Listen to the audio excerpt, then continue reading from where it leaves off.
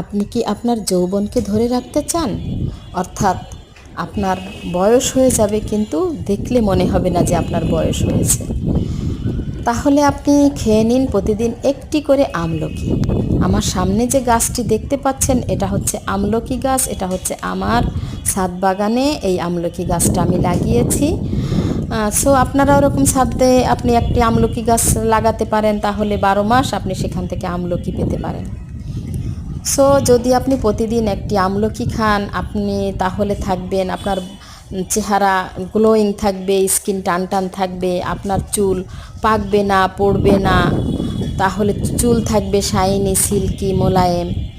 All over আপনাকে দেখলে মনে হবে 25 থেকে 30 বছরের একটা ইয়াং মেয়ে।